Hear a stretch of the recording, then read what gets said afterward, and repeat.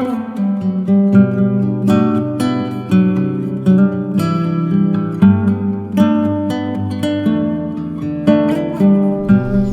this must be a Field Trip Friday!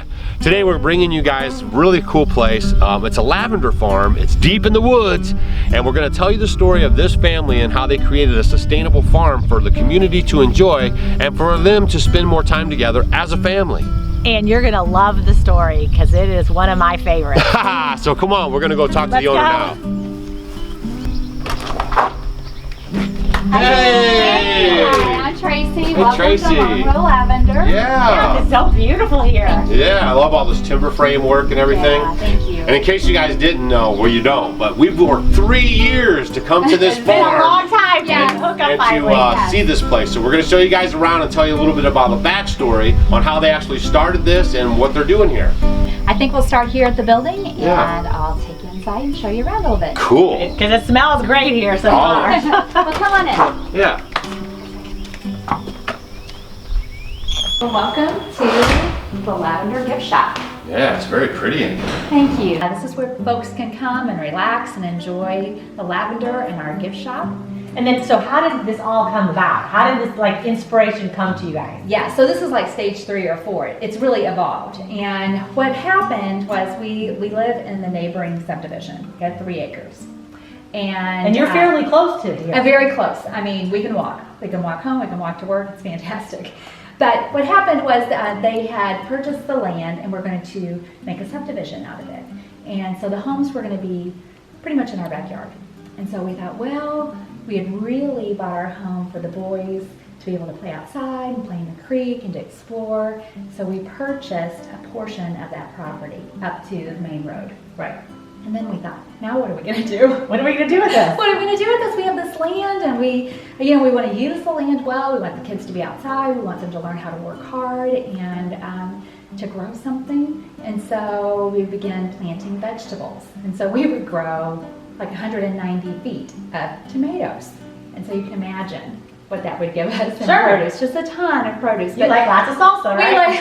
Well, we do like lots of salsa, but it was to the point where I really couldn't handle all the tomatoes that we were getting and okra. And on top of that, we were experiencing all the little woodland creatures coming out and eating our produce. All the watermelons, cantaloupe, the night before we're going to pick it, they come and they eat it all. They eat it all. And so or put a hole in it. Yeah, they put a hole in it. It's just perfectly done. But anyway, they would destroy the crops. And so at the same time, I'm reading a magazine that my mother had given me, a Midwest Living magazine. And in there, they're talking about lavender farms in the United States. And of course, I'm smitten because they're flowers and it's purple and it's beautiful. Right. And it's this agritourism concept.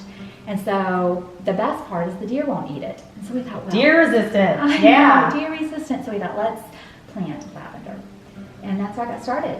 In 2009, we put 20 plants in the ground and they grew to be about 4 times the size. And then we just kept planting. Perfect. And then your dream begins. And then it began. Yeah. So I see you have a lot of product here. We do. So these are all things that are produced here on your lavender farm. Yes. This lavender linen spray and Yeah, so we make all of the products in-house. And the reason we began making product is my husband said, babe, only so many people are going to buy dried lavender. You're going to have to make a consumable. And so I began educating myself on how to make products that folks would enjoy and also consume and repurchase. sure, and products for necessity, right? Yes. You need them for, just common everyday use, and people, like you say, aren't going to always use that dry lavender. You That's want to do right. it other practical ways. And you wanted something that was preservative free with ingredients people could read and understand and knew what they were either using in their home or putting on their bodies or even ingesting. And so then we also support a lot of local small businesses as well that help us supplement. So we have a lady out of Darden Prairie that pours our candles, and then a gal who blends our teas, and so it's just a great relationship that we've been able to foster with other local small businesses to help us along the way. Besides smelling so good, lavender is great for a bug repellent. It is. Now I'm going to show you what we make because it is one of our best sellers in the summertime. Oh, perfect. So this is our Herbal Bug Spray. It's very simple. It has 7 essential oils that are known to repel insects. So it's strong, but you can put it on your body and not feel like you have a chemical on your body, or you feel like you have to take a shower now that you put something on. So it's really nice. It's a small container. You can keep it in your car. Purse or wherever. Yeah, it's perfect. It's mobile, and it smells good, and it keeps the bugs off. Perfect. Yeah. So here at the barn, we have developed 15 products that we make here in-house. And we sell to the public, but when people come out and visit the farm, they really want a reason to stay and linger. And it also is a good revenue stream for our destination place, and that is the cafe. Let's go check it out. Yeah. So this was built over the winter. We've actually just opened about 8 weeks ago. Oh, yeah. And so it is brand new, and we've been open for about 9 weeks now, and have a cup of coffee and some dessert and just spend time with friends. Right, and just like helping community. It is. It helps community. It helps us have a reason to bless them, a reason for them to come out, and then it helps folks from the city to come out and stay. Perfect. And I see you have some really cool products, lavender brownies and lemon lavender bread and lavender vanilla chai tea. So these are all things that you've developed in-house here? Yes. So lavender is kind of a little known herb. A lot of people don't use it in cooking, but it is an herb from the mint family. And so we have put it into some bread mixes so that it's a safe way for folks to taste the herb and see if they really like it. So we have lavender lemon bread and lavender brownies. And it does make a great seasoning too. I see you have seasoning. It is good. It makes a great marinade. It's great in dessert. It's just a nice herb. And then we have a local gal who blends our teas for us, and she uses our lavender and does 4 different types of teas. Perfect. So this is our cafe area, and we're actually using specialty roasted coffee from St. Louis company, Caldy's. So we like Caldy's coffee because they are a local St. Louis company and because of the training they provide. So folks can come here and get a great cup of coffee, and we're super proud of that. And then we also serve desserts, and some of the desserts have lavender in them, so folks can try it. Perfect. Great. So are you going to start adding sandwiches to the menu? We are. We want this to be a destination place for folks to come out and hang out, and lunch is a great way to provide that for them. So those will be coming in a couple of weeks, and then the fall we'll introduce soup. And there you go, because it's one of those things, you know, you start a business and you start small and you just keep adding and adding, and you just find out what needs you need, and then from there you don't know what can happen. It's exactly the truth. It just evolves, and it evolves based on what the public is asking for, and then our skill level. So just what we learn to provide well. Right, and that's just for any business owner or anything you do. If you're a farmer or business, whatever you're doing, that's how you learn. It's just like through experience and trial and error. So. Trial and error, that's our biggest teacher. Yeah. So that's exactly right. It's been a good ride. One of my passions is to teach folks what we know about lavender. And so we'll hold classes about once a week. We also invite other artists to come in and use the back of our barn, use this space to teach others some type of craft or art project, and people love it. And it just gives folks a reason, again, to come to the farm. Come here. So what kind of classes do you offer here? So we have succulent planting, wreath making, painting classes. We've had some soap making classes. We do lavender presentations, which I pretty much just talked your ear off about. Lavender. Right? And so it's just a great use of the space. We can also use the space for bridal showers, baby showers, team building for businesses. It'll hold about 50 people, and it's just a great way to use the barn. Right, so then you're having classes about once a week? Yes, once a week. So what classes a week are you having? Basket weaving. Basket weaving, then they get to go out into the field and pick their own bundle. This is an example of the basket that folks would make in one of the classes. And it goes from reeds. Yeah, thank you. Yeah, she does a great job. So they just take the reeds, and by the time the class is over with, they have this beautiful flower basket. But the best thing about the building, of course, is the loft, because that's where we dry the lavender. Oh, let's go check that out.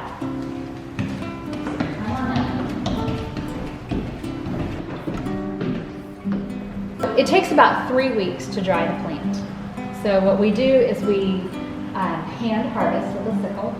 We bundle in the field. Now, is there a reason you use a sickle as opposed to like clippers, scissors? It's just easier. It's faster. It's easier. It's especially when you have like 1,000 blooms on a plant. You kind of want to be efficient. Sure. So the home gardener can use scissors.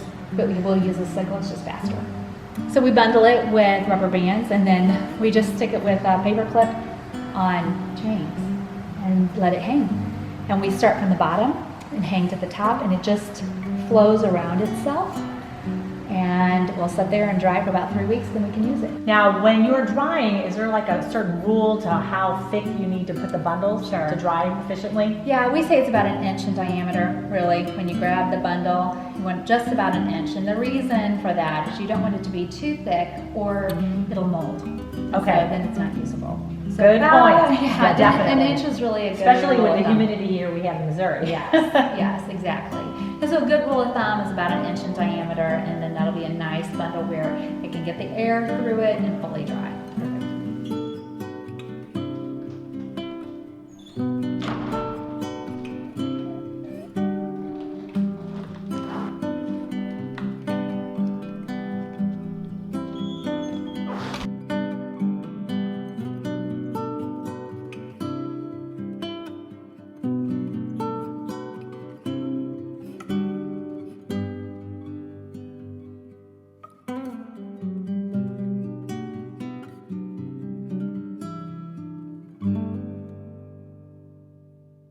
Perfect. This is phenomenal lavender. It does really well in this area. It's great with the humidity and also with the clay soil, so it does a lot better. So this is the lavender that does kind of like clay Yes, soil. it's a better lavender for this area. And what's the name of it? Phenomenal. Phenomenal. Yes. It's phenomenal. It is. That's what I say. I'm like, it's phenomenal. So you know that it's time to harvest. We're actually maybe a day or two late, but you don't want it to pop too many of its blooms before we harvest, because we want the blooms to be nice and tight on the plant, and that way they won't shed once they dry. Right. We do like one more gathering, and go ahead and there you go. Perfect. And you got this nice little fresh bundle, and it's super fragrant. Oh, I know. oh my. I Yeah. mean, come on now, that's why it's so worth it. So we could probably do one more little gathering.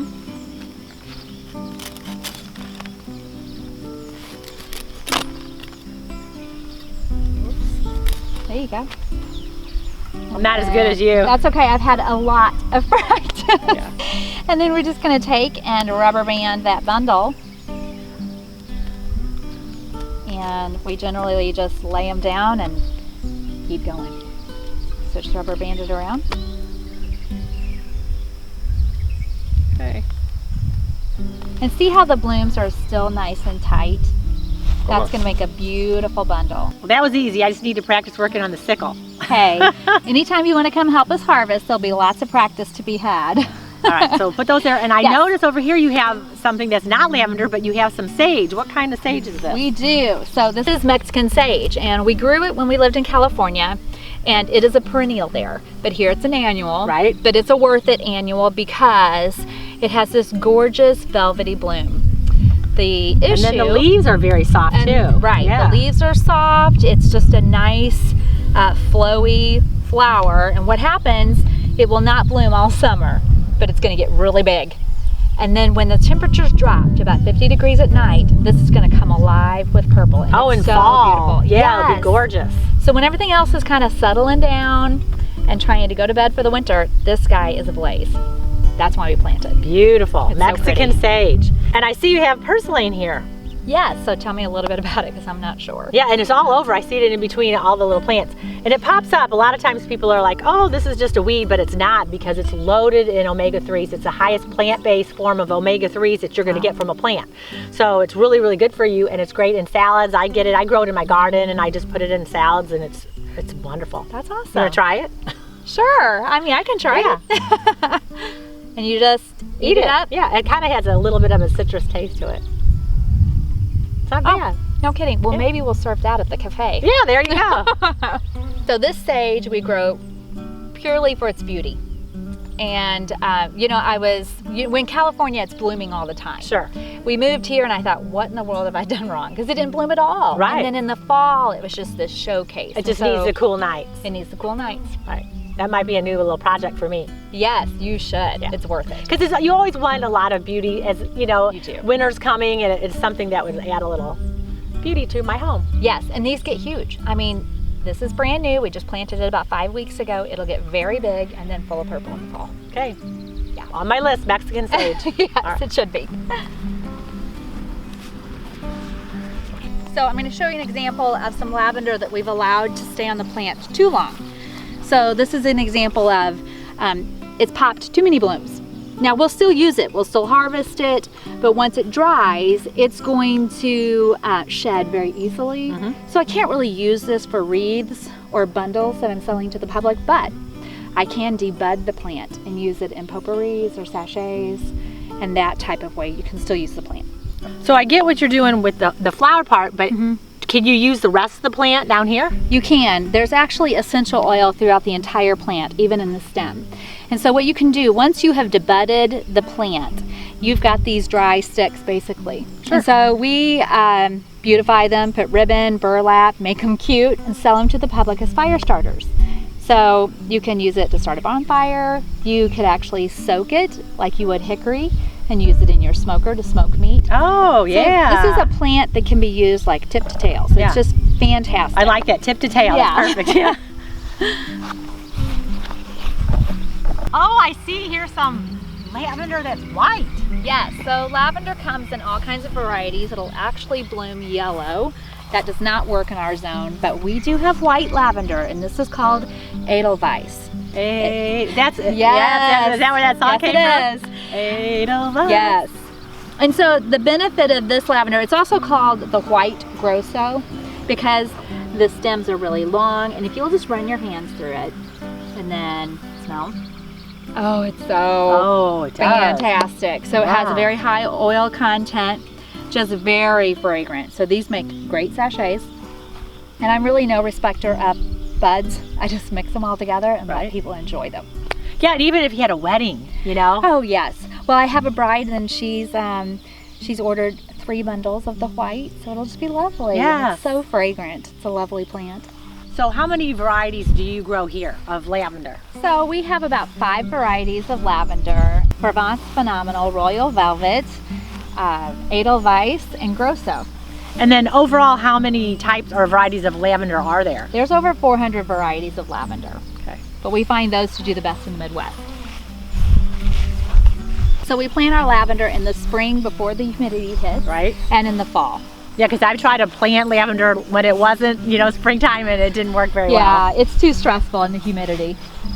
So why did you guys choose this hill to put all the lavender on? So lavender does not like to have its feet wet. So the hill is great for running the rainwater off of the plant so it's not sitting and soaking in water. We do have drip irrigation to help the baby plants, but once a plant is mature and adult, it takes about 3 years, they're drought tolerant. So 3 years they're mature. Yes. Okay. So lavender is considered a tender perennial, Okay. which really to a farmer means good luck. I know, but we just keep trying and we keep planting. That's farming, right? That's right.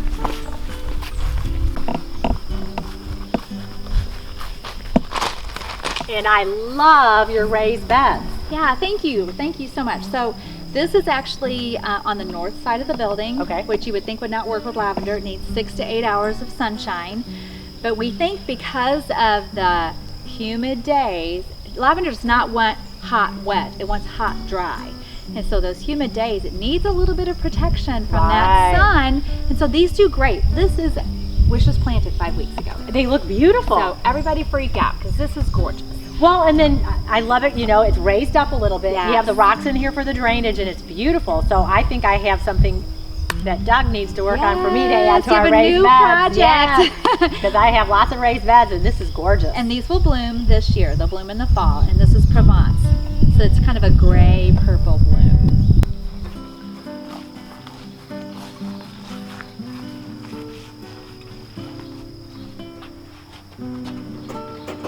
Don't you love swings? I do. This is my favorite part about the porch. I always tell folks, please come out and enjoy the porch swing. That's what it's here for.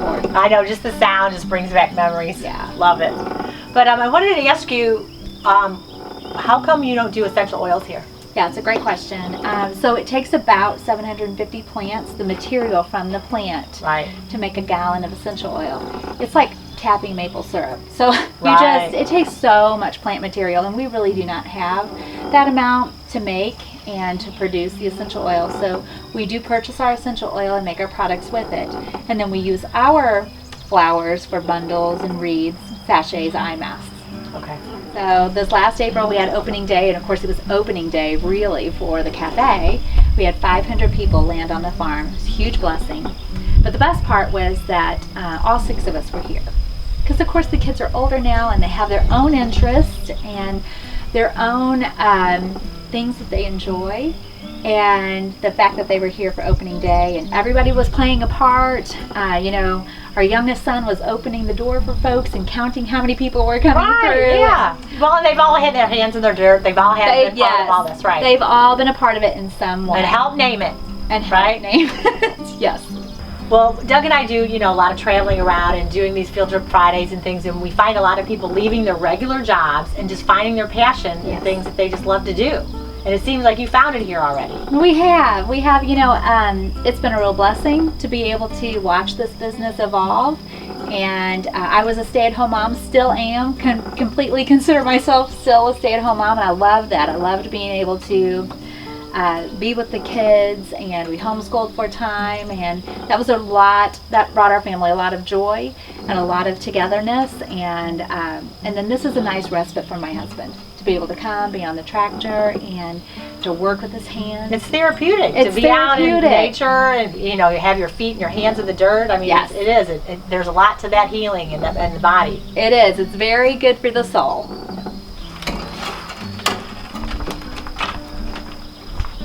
I really have enjoyed the time here at your place, and I love it when people find their passion and then they can create industry around it. Yeah, well, thanks for coming out. I really appreciate it, but I've got one more thing to show you. Uh-oh. Okay. Uh-oh. You guys are going to love this. Just wait.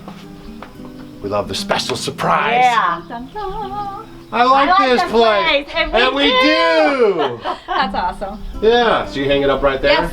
And then people come and take their picture right next to it. Oops. Well, we need to get our picture taken. That's right.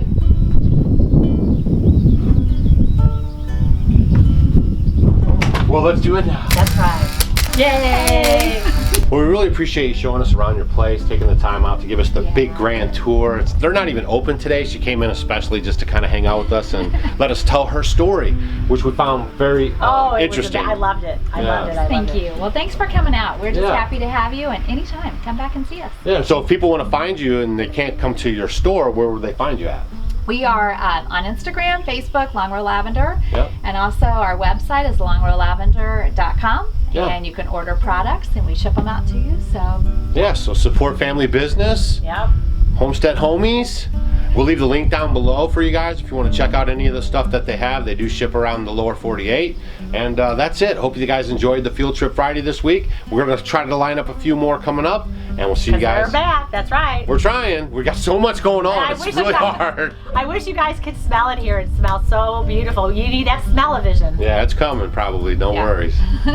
All right, well, we'll see you guys on the next video. Don't make sure you hit that like button on the way out. Subscribe if you haven't subscribed, if you're new around here. And also go check out our website and even maybe just leave a comment and say, hey, we saw you guys on the thing. Or actually go to her Instagram account and you can leave a message under the latest picture that she posts. So we'll see you guys on the next video. And thanks so much, Tracy. This was great. yeah, thank you for Awesome. coming. Good stuff. See ya.